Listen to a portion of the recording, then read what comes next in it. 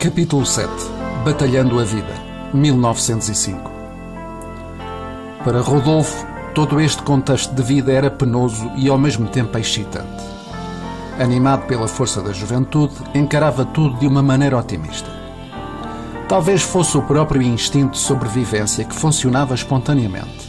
Esse instinto que nos protege e nos anima ao mesmo tempo.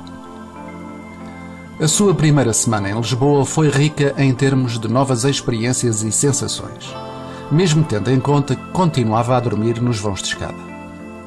No terceiro dia tinha experimentado a agressão verbal dos residentes do prédio onde se refugiava durante a noite, o que o obrigou a procurar abrigo noutro imóvel.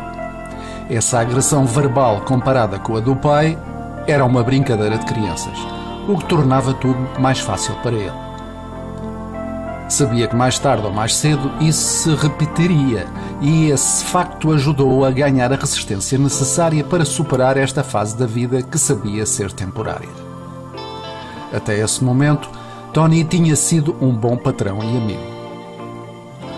Como vítima da agressão da parte do progenitor, Rodolfo não deixava de comparar o seu comportamento com o de outros companheiros de escola, filhos de famílias onde era de esperar uma boa educação.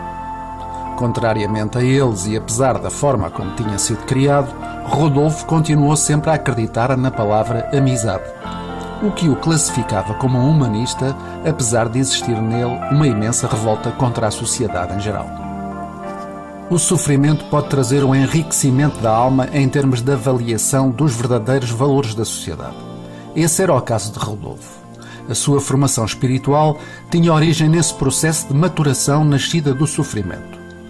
De facto, quando se tem tudo, não se aprecia nada, e o sofrimento é a única maneira de identificar tudo aquilo que tem verdadeira importância nas nossas vidas. É certo que existem exceções, dado que o conteúdo espiritual de cada um varia segundo a pureza da alma e a noção e percepção individual sobre tudo o que é lógico ou não é, o que é justo ou injusto, correto ou errado, revelando finalmente os nossos valores e princípios. Todas as manhãs tinha que fazer os possíveis para chegar a tempo ao trabalho que Tony lhe tinha atribuído, embora que para ele fosse difícil controlar essa situação. O seu despertador matinal era a preocupação de não ser descoberto a dormir num vão de escada e, na maior parte das vezes, isso funcionava como um relógio programado para acordar a uma certa hora. Contudo, não era um sistema fiável. Nessa manhã e devido ao cansaço, acordou um pouco tarde e quando chegou ao trabalho estava à espera de ouvir um sermão ou então ser simplesmente despedido. Bom dia, Tony. Desculpa o meu atraso. Adormeci tão profundamente que não me apercebi que horas eram. Deve estar bastante zangado comigo e eu o compreendo perfeitamente. Sim, realmente estou bastante descontente contigo, rapaz. Cheguei à conclusão que tenho que terminar com esta situação porque nunca sei o que se vai passar no dia seguinte. Sabes que tenho que programar a minha vida, não sabes? Tony falava num tom muito sério. Sim, senhor, sei perfeitamente. Não tenho problema em decidir seja o que for sobre a minha presença. Peço imensa desculpa. Desejo-lhe tudo do melhor. Adeus, senhor, e obrigado por tudo. Respondeu Rodolfo com um certo comprometimento, aprontando-se ao mesmo tempo a sair sem ouvir mais nenhuma palavra. Rodolfo reagia instintivamente, como se fosse um reflexo condicionado, herdado da relação com o pai. Para evitar agressões físicas, concordava imediatamente com ele, afastando-se o mais rapidamente possível, e era precisamente este comportamento que estava a ter com Tony. Espera, Rodolfo, nem sequer queres saber qual é a minha decisão? Exclamou Tony com um ar surpreendido, mas severo ao mesmo tempo. O senhor já me deu a entender qual decisão tomou. Eu não sou estúpido, sabia? Ao ouvi-lo, Tony desatou a rir, o que para Rodolfo era como uma ofensa ao seu orgulho pessoal, mas ao mesmo tempo notou uma mudança de atitude da parte dele. Por uns instantes ficou inerte e fixou-o nos olhos, tentando decifrar o que se passava no seu espírito. Sabes, Rodolfo, antes de tu chegares estava a pensar, perguntar-te se não poderias começar a dormir aqui no armazém. Sempre é melhor do que dormir num vão de escada, sujeito a tudo e mais alguma coisa. Isso também resolve estes inconvenientes de poder chegar atrasado ao trabalho. Assim, se adormeceres, dou-te um pontapé no traseiro e começas logo a trabalhar, disse Tony, continuando a rir. Rodolfo apercebeu-se imediatamente da brincadeira do patrão e a sua expressão modificou-se radicalmente. Começou a sorrir imediatamente, mas com um traço de comoção no rosto. Gostaria de poder explicar quanto difícil era para ele esta sua atual situação, mas a sua inibição e timidez evitavam que se manifestasse. Não conseguiu evitar que umas lágrimas lhe invadissem os olhos, e foi nesse momento que Tony se aproximou dele e o abraçou com uma certa emoção, dada a sua aparente sensibilidade e humanismo. Esta reação também constituiu uma surpresa para Rodolfo, que só se lembrava de atitudes semelhantes quando a sua mãe era viva. Pronto, rapaz. Deves saber uma coisa. Eu não tenho o hábito de fazer confiança a pessoas que não conheço. Mesmo alguns que eu já conhecia há alguns anos me enganaram, e foi com isso que eu aprendi tristemente na vida. No entanto, contigo é diferente, embora eu não possa explicar o porquê desse meu sentimento.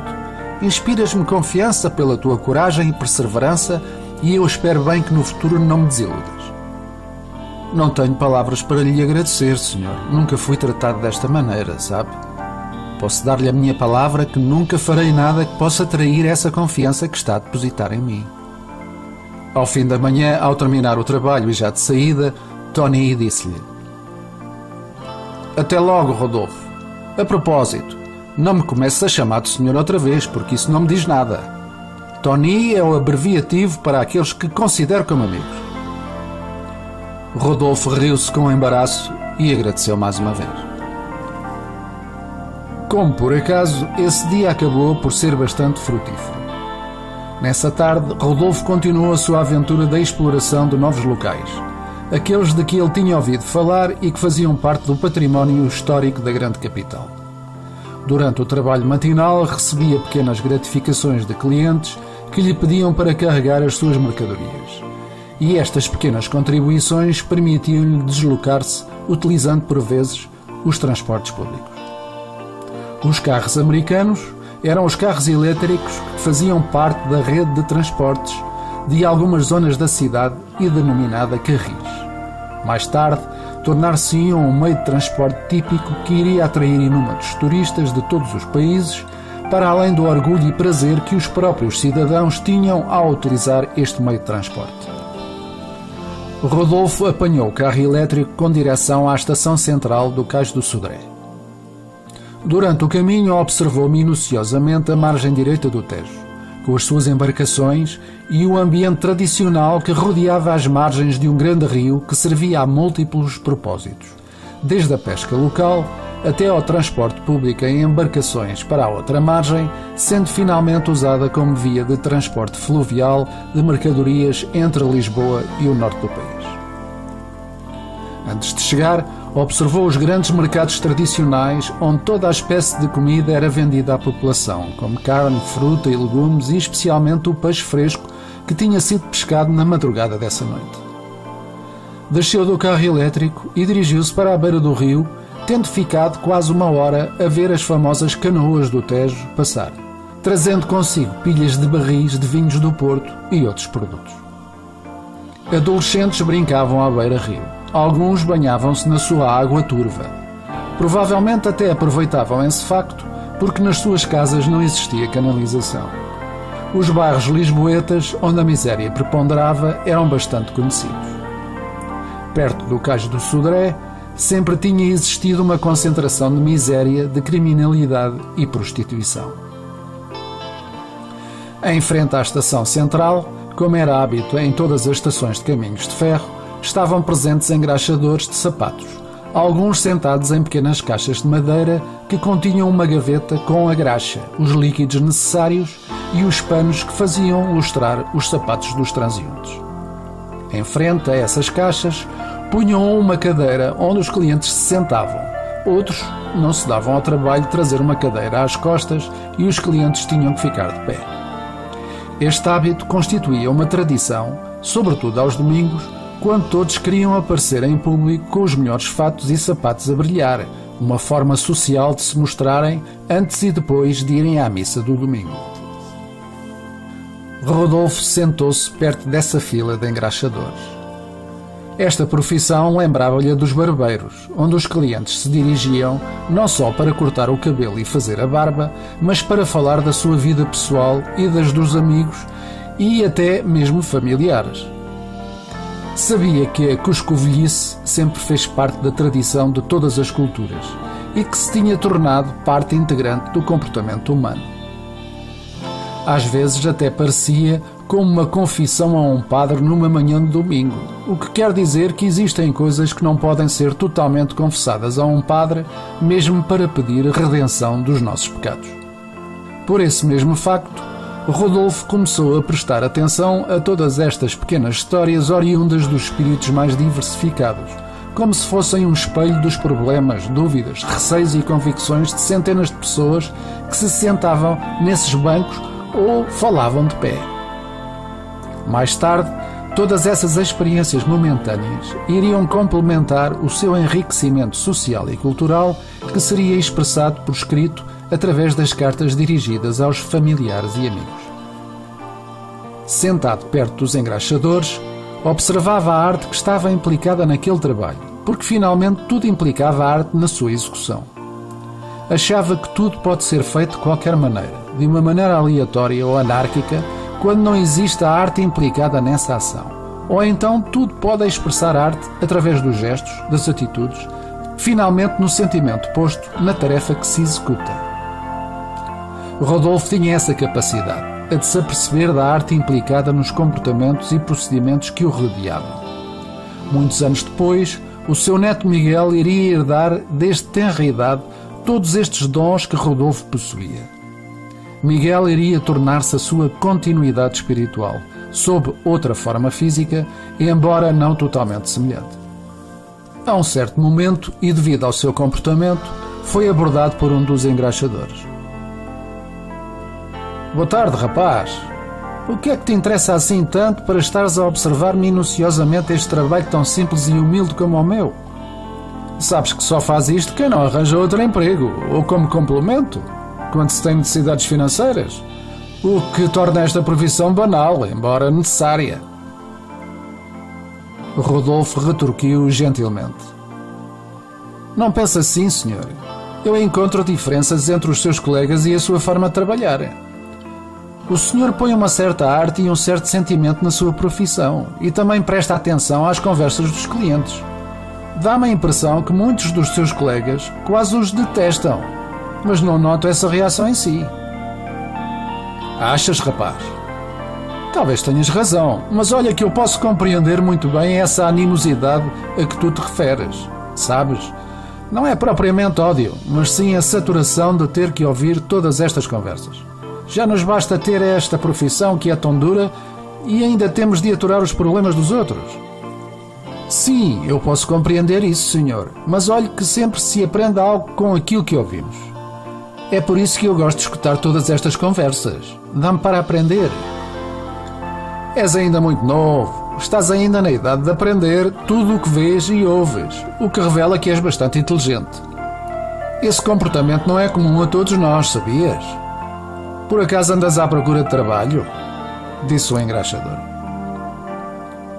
Estou aqui em Lisboa há pouco tempo, senhor. Arranjei um trabalho que não me ocupa o dia todo, mas estou a ver se encontro outra ocupação para ganhar mais um pouco de dinheiro. Sim, e gostarias de experimentar esta profissão de engraxador? Há dias em que eu estou tão farto disto que preferia ganhar menos e ficar descansado, em silêncio e abrigado da confusão. O que é que dizes se eu te desse uma oportunidade de trabalhar uma parte do dia? Eu ficar-lhe muito agradecido, senhor. Tudo aquilo que eu puder ganhar não é demais. Para além disso, estou sozinho nesta grande cidade. Sozinho, dizes tu? Mas como é que isso é possível? Como te chamas? Rodolfo já sabia que iria ter de contar a mesma história mais uma vez, mas tentou evitá-lo. O meu nome é Rodolfo. O meu pai deixou-me em Lisboa para eu aprender a enfrentar a vida e a sobreviver. Prefiro não falar nisso, se não se importa. E o senhor, qual é o seu nome? Chamo-me Vítor. Tenho um filho que deve ter a tua idade e uma filha de tenra idade. Ele está na escola. Quer que ele tenha uma educação que eu não tive possibilidade de ter quando jovem. Mas vamos falar de trabalho. Estás então interessado em trabalhar uma parte do dia, Rodolfo? Se soubesse como este trabalho é tão importante para mim, Sr. Vítor, ficar-lhe-ia tão grato por isso. De manhã tenho um trabalho que me é pago com comida e dormida, mas na parte da tarde poderia trabalhar consigo e ajudá-lo um pouco, se me der essa oportunidade. Claro que sim, rapaz. Quando olho para ti vejo o meu filho e penso que ele poderia estar na tua situação. Isso faz-me mal à alma. Vamos fazer o seguinte. Podes começar a trabalhar amanhã à tarde entre as 15 e as 19 horas. A partir das 5 horas há mais movimento porque as pessoas começam a chegar dos seus trabalhos. Eu tenho uma média de receita para esse período do dia e estou disposto a dar-te uma parte desse montante. Para além disso, tens as gratificações, está claro. Mais tarde, se mereceres a minha confiança, poderei dar-te outras condições. Para Rodolfo, este era outro milagre caído do céu. Com este trabalho já podia amealhar um pouco de dinheiro. Tão contente que estava e de retorno ao armazém onde dormia, decidiu fazer o caminho a pé. Assim tinha mais uma possibilidade de conhecer a margem direita do Tejo em pormenor. Sabia que era uma grande caminhada, mas a noite ainda estava para chegar. Apesar de estar cansado pelo trabalho matinal que envolvia muito esforço físico, Rodolfo era jovem o suficiente para se esquecer da fadiga e concretizar os seus sonhos, aqueles que estavam ligados ao espírito de descoberta que reinava na sua alma. Ao longo das margens do Tejo, as embarcações adquiriam contornos traduzidos pelos últimos raios de sol e tudo parecia diferente aos seus olhos. Era como se estivesse a percorrer uma outra paisagem onde tudo assumia uma forma e cores diferentes. Era como se fosse uma sucessão de pinturas onde a claridade se desvanecia a pouco e pouco e pequenos pontos luminosos iam nascendo uns atrás dos outros, como pirilampos a cintilar durante as noites de verão. Rodolfo parava de vez em quando para descansar e lembrava-se da vida passada na companhia do pai, estabelecendo a diferença entre a liberdade que possuía no presente e o antigo regime punitivo e quase de cárcere imposto pelo progenitor. Esta reflexão dava-lhe mais força interior, aquela que lhe era necessária para superar todos os obstáculos que ele tinha a certeza que mais tarde ou mais cedo teria de enfrentar. Uma das particularidades do seu caráter era a de não ter medo de nada nem de ninguém, o que o ajudou bastante na vida. Chegou ao armazém quando já era noite e disposto a comer um bocado de pão com chouriço e ir imediatamente dormir. Meteu a chave que Tony lhe tinha dado na pequena porta lateral que dava acesso a uma pequena divisão que antecedia a zona de armazenagem propriamente dita, mas reparou que estava aberta, começando a ouvir vozes oriundas do interior. Ao torno de uma mesa encontrava-se Tony e mais 3 indivíduos e todos eles falavam agitadamente, como se tivesse passado algum acontecimento importante ou alguma desgraça tivesse ocorrido. Hesitou antes de se aproximar das pessoas e permaneceu na pequena divisão lateral. O diálogo era intenso, a tal ponto que os presentes não se aperceberam da sua chegada. Apurou o ouvido e prestou atenção à conversa que ocorria, apercebendo-se a pouco e pouco que tinha um conteúdo político. Naquele período da história de Portugal, o país vivia sob o regime monárquico constitucional sob a liderança do rei Dom Carlos I e do seu filho e herdeiro, o príncipe Dom Luís, mas não existia estabilidade política no seio desse mesmo regime devido à existência de várias tendências políticas divergentes. Naquele ano tinha surgido um novo partido político chamado Dissidência Progressista, como resultado das diferenças existentes entre o Partido Progressista e o Partido Regenerador, que mais tarde seria dividido com a criação do Partido Regenerador Liberal. Rodolfo nunca se tinha interessado pela política. A sua mentalidade era anárquica, o que o tornava um dissidente por excelência de todas as correntes ideológicas.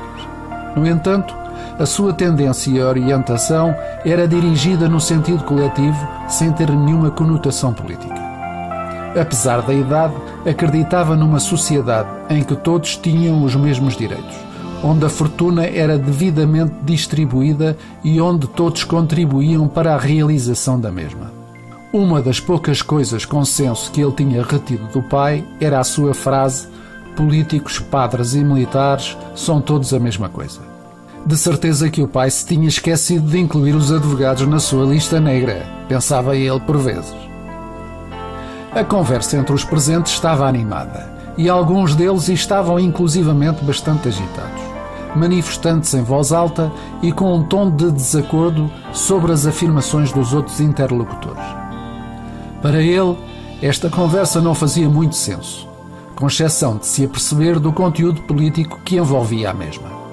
Rodolfo tinha nascido durante o regime da monarquia e, dada a sua idade, não tinha conhecimento sobre a existência de outras correntes políticas. A um certo momento, decidiu entrar e anunciar-se. Boa noite, senhores. Espero que não esteja a interromper nada de importante. Tony olhou para ele com um ar surpreso, como se não estivesse à espera dele. Boa noite. Já pensava que não vinhas dormir aqui esta noite. Estávamos aqui à vontade a falar sobre assuntos que não são adaptados à tua idade. Ainda és muito novo para fazeres parte desta conversa. Mas, senhores, apresento-lhes este novo amigo e colaborador, o Rodolfo. Todos eles o saudaram com um sorriso nos lábios. Alguns começaram a rir-se, como era hábito dos adultos quando achavam a graça aos modos dos mais jovens e recém-chegados, aqueles a quem eles costumavam chamar de maçaricos. Então o que te fez voltar tão tarde? Sabes que horas são? Sim, senhor, desculpe. Vim a pé desde a estação do Cais do Sodré para conhecer melhor esta margem, pelo menos até Algés, e nem sequer dei pelo tempo passar. Que tu és corajoso e trabalhador eu já sabia, mas tolinho nunca imaginei, disse Tony rindo-se muito alto, o que foi acompanhado por todos os presentes. Na sua simplicidade e humildade, Rodolfo começou igualmente a rir-se. Deve estar super cansado, rapaz. De qualquer maneira, nós já estávamos a terminar a conversa. É melhor ires dormir porque amanhã tens que me ajudar bastante. Vou ter que ir ao mercado muito cedo e vem entregar mercadoria. Se eu não estiver de volta, tens de ser tu a receber a encomenda que eu fiz. Com certeza que sim. A propósito do trabalho, o dia correu-me às mil maravilhas. Arranjei um trabalho na parte da tarde.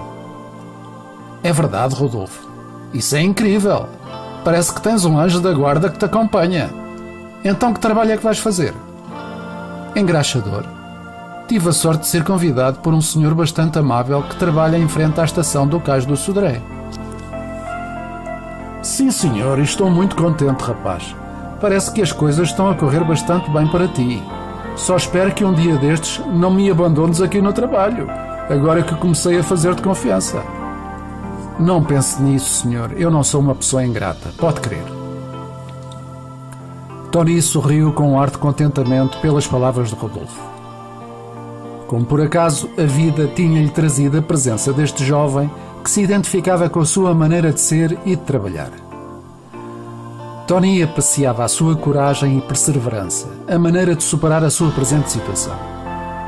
Os presentes também notaram esta reação de admiração da parte dele. Parece que tens aqui um filho adotado, Tony, disse um deles rindo. Tony sorriu e puxou Rodolfo pelos ombros, abraçando-o fortemente. Nesse momento todos começaram a rir-se de contentamento face a esta pura reação de amizade que tinha nascido tão espontaneamente entre os dois. Depois de se despedirem, Rodolfo despiu-se rapidamente e atirou-se para cima da cama.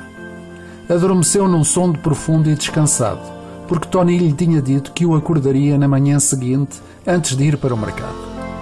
Nessa noite, sonhou com os momentos que tinha passado nessa tarde e que lhe tinham trazido tanta sorte. Os pesadelos que costumava ter quando vivia com o pai começavam a desvanecer-se, tornando os maus tratos meras memórias de momentos passados em sofrimento. No entanto, as cicatrizes ficariam eternamente gravadas no seu coração. Na manhã seguinte, recebeu a encomenda de mercadorias que o patrão tinha feito e pôs tudo nos devidos lugares, nas inúmeras prateleiras que correspondiam a cada secção alimentar, como peixe, carne, fruta, legumes e por aí adiante. Quando Tony chegou, manifestou a sua satisfação pela forma como ele tinha trabalhado. No fim do almoço, verificou quanto dinheiro lhe tinham dado como gorjetas. chegava para comprar o bilhete do carro elétrico. Meteu-se rapidamente a caminho com o nervosismo que fazia parte desse primeiro dia de trabalho numa profissão que constituía uma novidade para ele. Não era a mesma coisa que carregar caixotes às costas, pois, como ele tinha dito ao Sr. Vítor, a sua profissão implicava uma certa arte. Pelo menos era dessa opinião. Ao longo das docas podiam-se ver bandos de crianças a brincar nas águas do rio. Eram chamados os putos pelos populares. Normalmente habitavam na vizinhança e eram vítimas da pobreza existente naquele período da história da sociedade portuguesa. Como noutros pequenos círculos, haviam os bons e os maus, os pacíficos e os ruins, que formavam os núcleos de amigos que tinham a mesma mentalidade, ou que eram obrigados a tê-la pela força e pela coação. A lei do mais forte era predominante e os mais velhos, possuidores de um mau caráter, estavam à frente desses núcleos de crianças, alguns parecendo crianças adultas, dada a sua dureza. Isso também manifestava até que ponto é que se pode verificar a emancipação precoce de uma criança num sentido negativo, o que revela que os nossos instintos podem trair-nos e incluem contradições que fazem parte de todos nós, mesmo sobrepondo-se, por vezes, a tudo aquilo em que acreditamos e sentimos desde os primeiros minutos das nossas vidas. Rodolfo chegou à estação central do Cais do Sodré e localizou a engraxadora. Estava absorvido nos pensamentos, contrariamente aos colegas que o rodeavam e que falavam entre eles. "Olá, rapaz, sempre vieste trabalhar. Cheguei a pensar que era só curiosidade tua, mas pelos vistos enganei-me. Como não estão aqui clientes, posso começar a ensinar-te como é que deves proceder. Sabes uma coisa? Muitas pessoas afirmam que isto não envolve trabalho quase nenhum, que é uma profissão para mandriões. Mas olha que vais ficar a saber que não é bem assim." "Acredito, Sr. Vítor. É preciso aprender tudo na vida, mesmo as coisas mais simples, não é verdade?" "Eu não me importo de aprender nem me preocupo com as opiniões das outras pessoas", retorquiu Rodolfo. "Fazes tu muito bem, rapaz. Agora presta atenção ao que eu faço durante o trabalho para o próximo cliente e depois diz-me como é que eu procedi." Rodolfo concentrou-se na execução daquela tarefa aparentemente simples, mas que realmente envolvia uma certa arte. Desde o limpar o calçado antes de começar, passando por lubrificar os sapatos ou botas com um líquido que correspondia à sua cor. Um momento de espera para deixar secar esse líquido, passar a escova, começar a engraxar o calçado e finalmente passar-lhe novamente a escova e o pano lustroso que lhe trazia aquele brilho tão inconfundível. Esse brilho, esse acabamento final, definia a qualidade do trabalho do engraxador, o esmero e cuidado que ele punha na sua execução. Todos estes procedimentos faziam parte de um ritual que era exercido pelos praticantes apaixonados pela profissão. Mas no meio de tudo isto, só uma pessoa com sensibilidade poderia identificar a arte implicada naquele trabalho. Rodolfo observava minuciosamente o evoluir daquela tarefa e ao mesmo tempo imaginava um violinista a acompanhar os movimentos das mãos do engraxador, através de uma partitura que se iniciava lenta e carinhosamente a quando do limpar dos sapatos sujos. Essa partitura iria acabar numa sucessão de notas que transmitiam uma dança e que correspondiam ao puxar o brilho ao calçado. Era como fazer ressuscitar um objeto esquecido pela sujidade e vulgaridade e dar-lhe vida, dar-lhe o brilho necessário para que se note a importância da sua presença. Mesmo que se tratasse de um mero objeto, não deixava de merecer uma certa consideração e respeito. Esta partitura musical imaginária poderia chamar-se a Sinfonia do Engraxador. Por que não? Aquela tarde passou-se muito rapidamente. O cliente seguinte serviu de cobaia para que o Rodolfo começasse a praticar. Vítor tinha escolhido um amigo com quem tinha bastante confiança, uma vez que esta aprendizagem inicial leva sempre mais tempo do que o normal. Também não queria correr o risco de alguma coisa correr mal, o que lhe custaria um cliente a menos e talvez o preço de um novo par de sapatos. Durante esta primeira experiência, Rodolfo teve de aturar as brincadeiras dos dois adultos que se entretinham a dar-lhe piadas sobre a sua maneira de engraxar, sobretudo quando ele começou a lustrar os sapatos. No fim, acabaram todos por quase chorar a rir. Rodolfo não deixou de lhes narrar essa sua visão sobre a Sinfonia do Engraxador e começou a imitar um maestro ao mesmo tempo que puxava o lustro, cantando em voz alta e levantando os braços em cada intervalo daquele retoque final. "Tens aqui um verdadeiro artista, Vítor", disse o amigo. No fim da tarde, decidiu ir outra vez a pé, até porque ainda não se podia permitir todos os dias de pagar o carro elétrico de volta para casa. Ainda não tinha recebido nada deste novo emprego e o único dinheiro que possuía era o das gorjetas que recebia na parte da manhã. Ao longo da margem do Tejo, a vida não era fácil. Existia uma miscelânea de mentalidades, na sua maior parte oriundas do ambiente das docas e tudo o que está relacionado com ele. Podiam encontrar-se estivadores, pescadores, comerciantes, marinheiros, prostitutas e proxenetas, homossexuais, culminando nos putos que brincavam à beira-rio, aliados de todos os contextos podres da vida nesta dimensão da sociedade. Até nesse ambiente de criançada existiam os mais velhos e mais fortes que impunham o respeito. Recebiam as más influências dos pais, a quem se apelidava de rufias ou facas na liga. Rodolfo caminhava lentamente, observando como essas crianças se regalavam de contentamento quando brincavam com a água do rio, sentados nas escadas de pedra que conduziam às embarcações. A noite começava a avançar rapidamente e ele tinha que se apressar.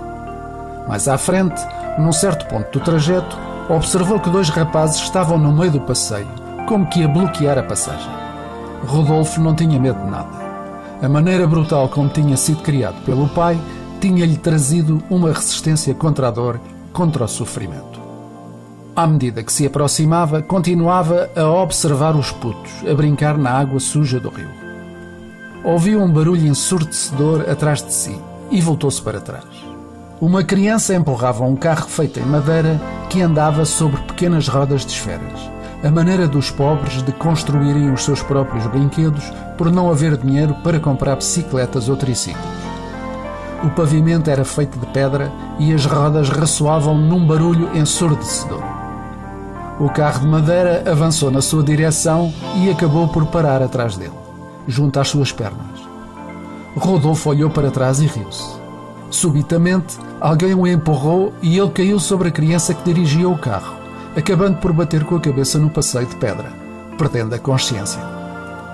Quando voltou a si, já era noite e estava rodeado de algumas crianças. Uma delas tinha um pano ensopado na água do rio e passava-o pela sua nuca. Levantou-se lentamente, sentindo uma dor enorme na cabeça. Levou as mãos aos bolsos e verificou que lhe tinham roubado a carteira que continha o pouco dinheiro proveniente das gorjetas matinais. Esse foi o primeiro contacto que Rodolfo teve com o submundo infantil das docas do Tejo.